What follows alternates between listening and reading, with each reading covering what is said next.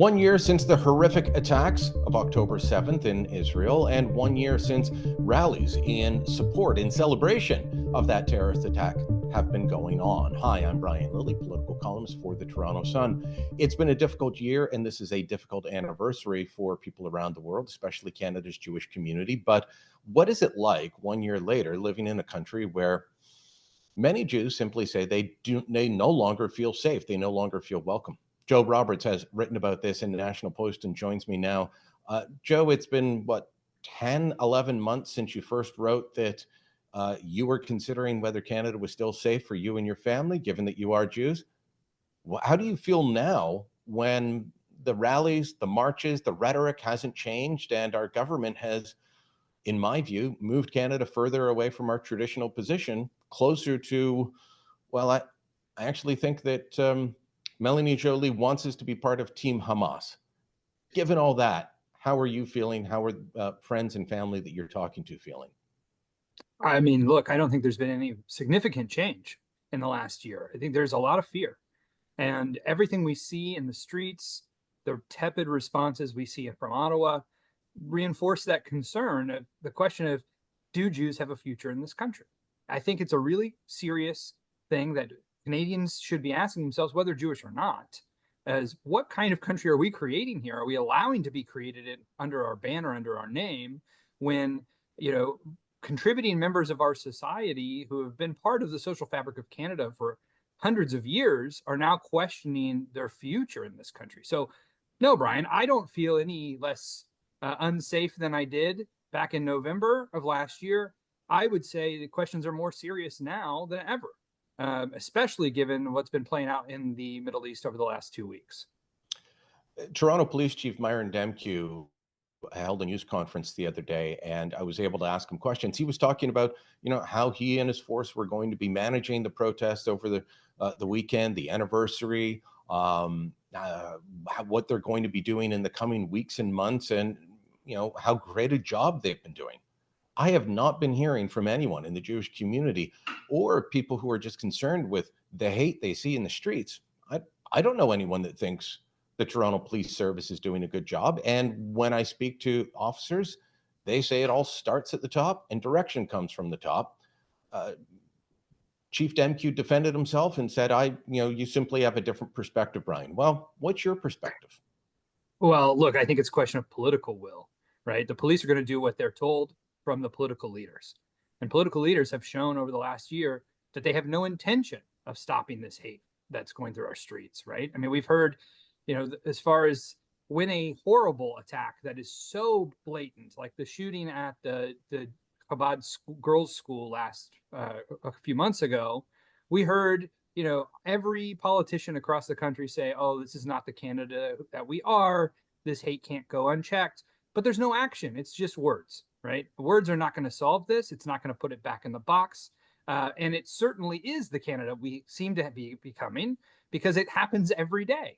It's, there was a moral outrage, rightfully so, when neo-Nazi protesters marched in Charlottesville a few years ago. And we're seeing that same kind of hatred in the streets every single day of in this country. And no one seems to be raising the alarm with concern except for the Jewish community. And the other side is simply calling us alarmist. We're not alarmist. We've been here before. We've seen this before. We know where this leads, and we're concerned, rightfully so. I've been calling the protests and the marches where they call for the elimination of Israel, where Jews are clearly targeted, and chants like "Go back to Europe" are regularly sung out. I've been calling them pro-Hamas and now pro-Hezbollah rallies since last October. Most of my colleagues in the media still are portraying this as, well, they're just pro-Palestinian and they're there to protest, for protection of people in Gaza. No, they're not. They are screaming for the elimination of Israel. They are cheering for success for Hezbollah and Hamas. Now, we've heard politicians denounce it. Thankfully, now there have been a couple of arrests. The other day, 2 men arrested for carrying a Hezbollah flag, a designated terrorist group. They were arrested and charged. There have apparently been 72 arrests over the last year, according prior to these two. So I guess now 74, according to Chief Demke. That's just in Toronto. But I think there needs to be more. Uh, how are we would not allow what happened in Charlottesville to happen again and again. You know, if that was happening in Toronto and it happened once, people would say, ooh, that was bad. We should stop that from happening in the future. Instead, you've got marches every week, sometimes multiple marches a week. We've got public service unions joining in celebrating this, which is just utterly sick and bizarre to me. They're being sued by their own members who are Jewish.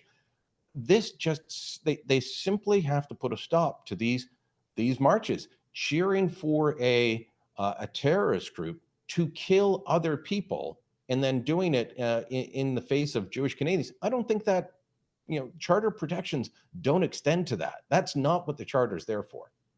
It's certainly not free expression, as the charter calls for.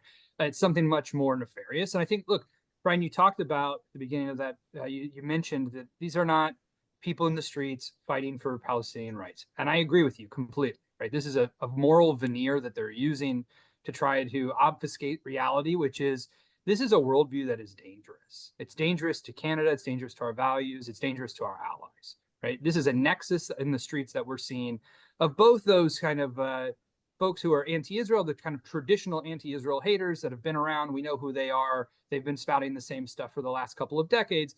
But there's also this kind of worldview. It's the same people who were pro-Russia during the invasion of Ukraine, right? These are folks who believe in kind of the vilification of the West, want to see our way of life destroyed, want to see a kind of a new world order replace the rules-based international order that Canada is rightfully a part of. So there's kind of a nexus of nefarious stuff happening here, and it's something that I think is really concerning.